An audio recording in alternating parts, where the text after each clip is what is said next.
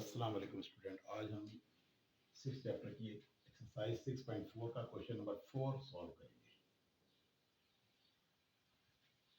Some the series 1 + 4 - 7 + 10 + 13 - 16 + 19 + 22 - 25 + 2 3 and term, यानी कि इसमें 3 एंड टर्म तक है।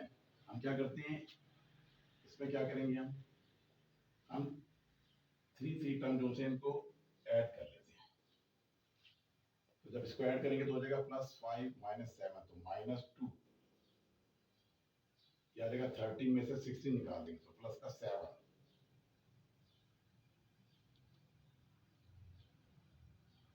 41 में से 25 निकाल देंगे तो प्लस का 16,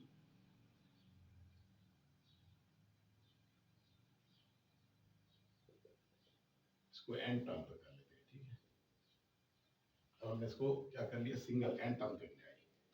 अब देखिए हमारे लिए सवाल क्वेश्चन थोड़ा आसान हो गया।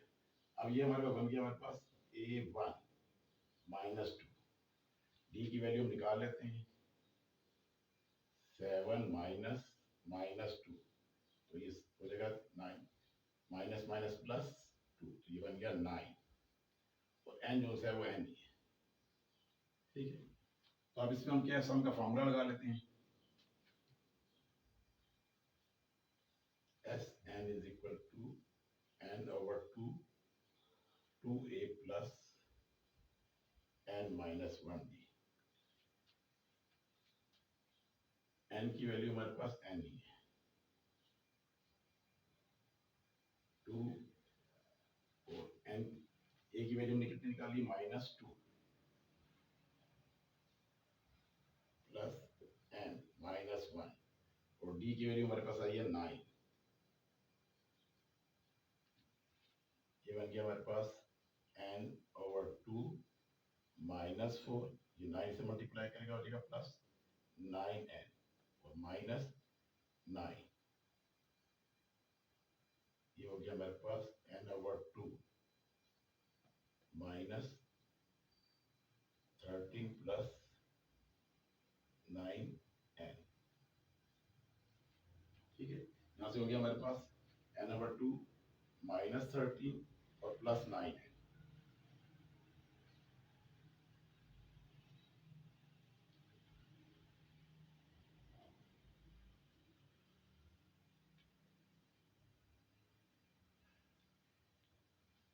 अब देखिए हमारे पास ये हमने सम तो कर लिया इसका। अगर हम इसको सिंपलीफाई करना चाहें तो क्या हो जाएगा, हमारे पास इसको n से मल्टीप्लाई करना है तो ये, लेकिन इसमें ये हमारे पास यहाँ तक भी आंसर इसका काफी है, क्योंकि इसमें से कोई कॉमन ही निकल रहा और n की वैल्यू हमारे पास है नहीं। तो हम कह लेंगे सम द सीरीज जो सी हो जाएगी, ये इसका हमारे पास आंसर आ जाएगा इसका।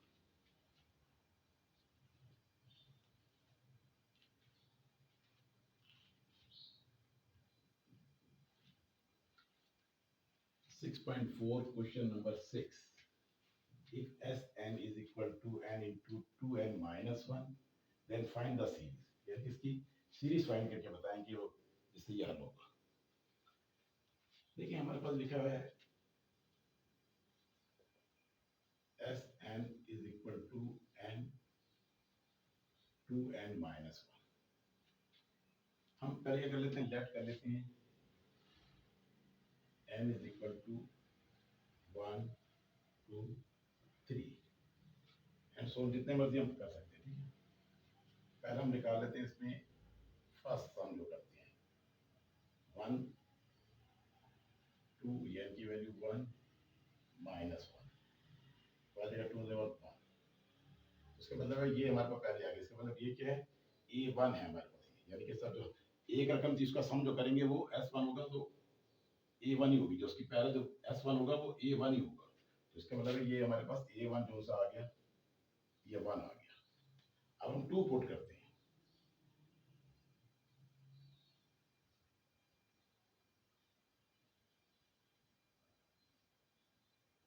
अब इस जगह के ऊपर हमने 2 पुट कर लेते हैं,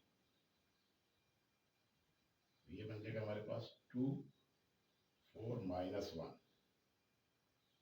2 और ये आ जाएगा 3, ये आ गया 6। ये जो है S2 है, ये क्या है, ये S2 कितने सम है, ये A1 प्लस ए टू को जो इकट्ठा किया होगा तो ये एस टू बना होगा। तो इसका मतलब है हम यहाँ से अगर ए टू की वैल्यू निकालना चाहें तो क्या करेंगे, हम इसमें से वन माइनस कर देंगे। तो हम लिखेंगे a two is equal to 6 minus a one की वैल्यू है 1, तो आ जाएगा ए टू की वैल्यू आ गई 5। इसी तरीके से हम अब 3 पुट कर लेते हैं इसमें, ये आ जाएगा आपके पास 3 इंटू 2 और ये 3, यानी इस फार्मूले में पुट कर जा रहे हैं -1, ये बन गया हमारे पास 3 2 3 6 -1, ये आ गया आपके पास 3 इंटू 5, ये बन गया 50। ये S3 अब किसके बराबर है, ये S3 बराबर है, इसको सम करने कौन सी वैल्यू प्लस की होगी, पहली A2 और ये A3, तीनों मिलाकर जो है वही S3 बना है। अगर हम S3 मालूम करना चाहते A3 मालूम करना चाहते हैं तो हम क्या करेंगे, इसमें से A1 और A2 की वैल्यू माइनस कर देंगे। A1 की वैल्यू थी हमारे पास, ये होगी A जो सी A3 की वैल्यू हमारे पास कितनी है, इसमें से निकाल देंगे A3 में से 15 में से A1 और A2 की वैल्यू को माइनस कर देंगे। वो A1 की वैल्यू थी 1 और A2 की वैल्यू थी हमारे पास 5, तो इसका मतलब है हम 15 में से 6 माइनस कर दें तो ये आ जाएगा हमारे पास 9। तो ये हमारे पास सीरीज बन गई। अगर हम सीरीज कहेंगे तो क्या होगी, हमारे पास सीरीज आ गई हमारे पास, पहली A1 की वैल्यू हमारे पास थी 1, हम लिख लेंगे 1 प्लस, और A2 की वैल्यू थी 5 और A3 की वैल्यू थी 9। इसका हम सॉन्ग जितने मर्जी मालूम कर सकते हैं।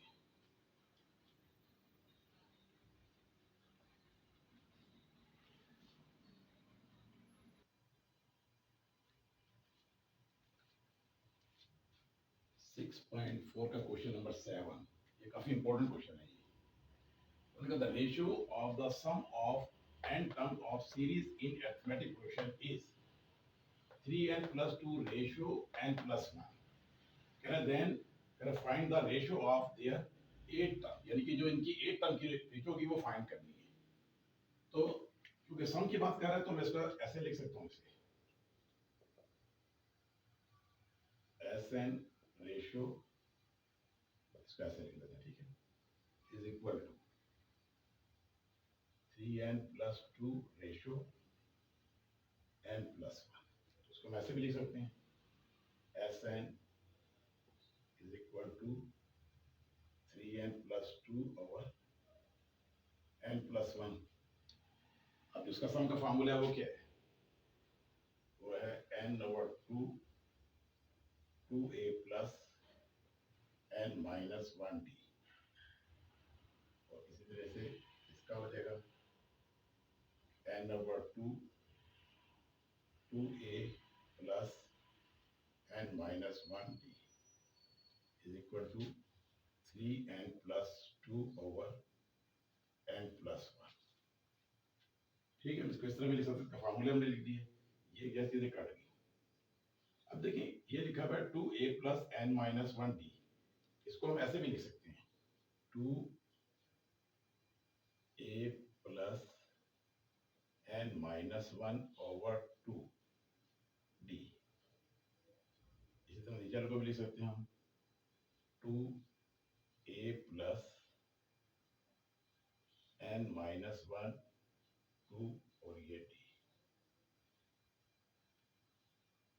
d 3n plus 2 over n plus 1। ठीक है, क्योंकि हम अगर इसका एलसीएम लेंगे ये वापस 2a हो जाएगा और ये एलसीएम जो से कट जाएगा, वापस हमारे पास ये आंसर आ जाएगा।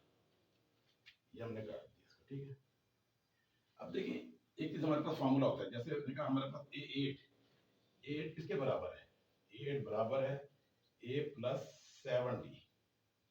हमने 8 इसी की 8 टर्म की हमने रेशो निकालनी है ना, तो इसका मतलब है अगर मैं इसको कहूँ, ये चीज हमारे पास लिखी है a plus 7d, ये चीज जो है 7 के बराबर है।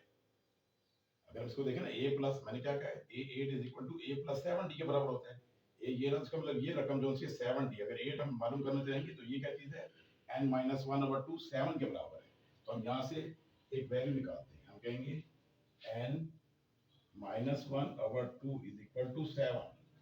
ये क्रॉस मल्टीप्लाई करते हैं, ये हो जाएगा 7 टू द 14, तो n की वैल्यू आ गई 14 प्लस 1, तो n इज इक्वल टू 50। अब हम क्या करते हैं, जो n की वैल्यू आई है हम इसमें पुट कर लेते हैं, ये आ जाएगा हमारे पास।